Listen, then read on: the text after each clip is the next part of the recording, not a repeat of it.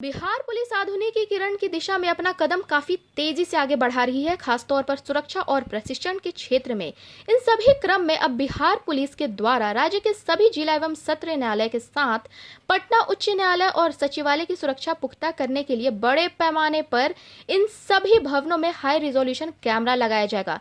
इस बात की जानकारी एडीजी अपर पुलिस महानिदेशक आधुनिकीकरण सुधांशु कुमार ने दी।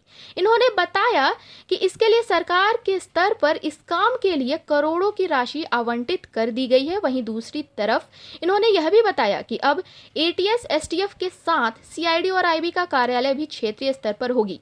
इसके लिए भी सरकार के द्वारा करोड़ों की राशि पूर्व में ही मुहैया करवा दी गई थी, जिसका इस्तेमाल कर मुजफ्फरपुर, पूर्णिया, सहरसा और मुंगेर में क्षेत्रीय कार्यालय बनकर तैयार भी हो चुका है और बाकी के शेष क्षेत्रीय कार्यालय निर्माण कार्य भी बहुत जल्द पूरा करवा दिए जाएंगे, ताकि बिहार के इन सभी विंग बेहतर तरीके से अपना काम क्षेत्रीय स्तर पर काम समय में कर सकेंगे।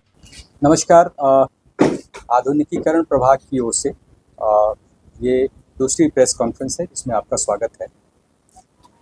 जैसा कि आप सभी जानते हैं कि राज्य न्याय के साथ विकास के पथ पर अग्रसर है और इस गति को बनाए रखने के लिए लोक व्यवस्था का संधारण, विधि व्यवस्था का संधारण इनका इस शीर्ष के तहत पटना सचिवालय के सभी भवनों, परिसरों यथा पुराना सचिवालय, अधिवेशन भवन, सिंचाई भवन, विकास भवन आदि में सुरक्षा हेतु सीसीटीवी प्रणाली के अधिष्ठापन के लिए भी करीब 29.24 करोड़ की स्वीकृति मिली है और इसमें भी हार्डवेयर परचेज वगैरह की कार्रवाई जारी है। इसको भी जल्दी ही पूर्ण कर लिया जाएगा।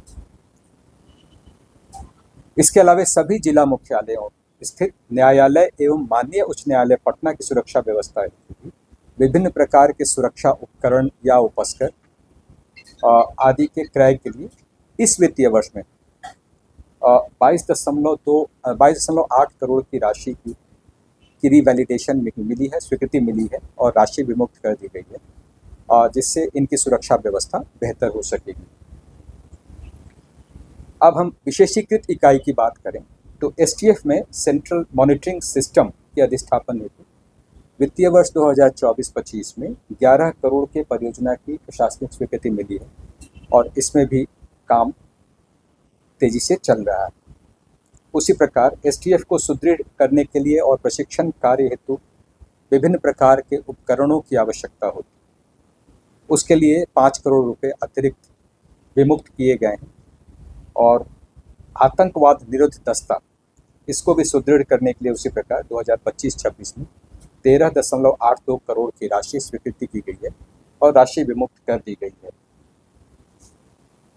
आपको मालूम होगा कि बिहार पुलिस संगठन की कई विशेषीकृत इकाइयों के लिए क्षेत्रीय स्तर पर कार्यालय भवन बनाने का भी एक प्रस्ताव था। उसमें जो फील्ड फॉर्मेशंस में स्पेशलाइज्ड यूनिट्स को हाउस किया जाएगा, जैसे सीआईडी की विंग वहाँ रहेगी, स्पेशल ब्रांच की विंग रहेगी, एसटीएफ, ईओयू और प्रोहिबिशन की विंग वहाँ उस भवन में कार्यरत रहेगी।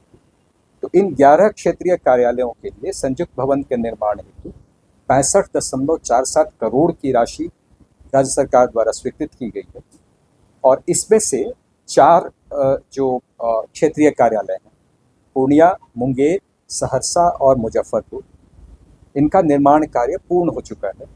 जो शेष 7 हैं, सारण, बेतिया, गयाजी, रोहतास, दरभंगा, भागलपुर एवं बेगूसराय में भवन निर्माण कार्य ये भी अंतिम चरण में।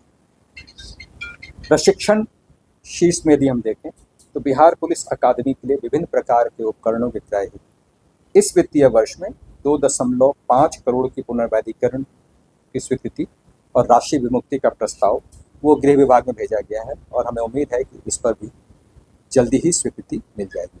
इस प्रकार जो बिहार पुलिस के विभिन्न अवयव हैं और विशेषीकृत इकाइयाँ हैं, उनके क्षमता संवर्धन पर लगातार काम हो रहा है और बहुत प्रायोरिटी के साथ उसमें उपस्कर परिचय, भवन निर्माण, परचेज और भवन निर्माण आदि पर काम चल रहा है, जिससे उम्मीद है कि बिहार पुलिस आने वाले दिनों में नागरिकों को बेहतर सुविधा प्रदान कर सकेगी। धन्यवाद।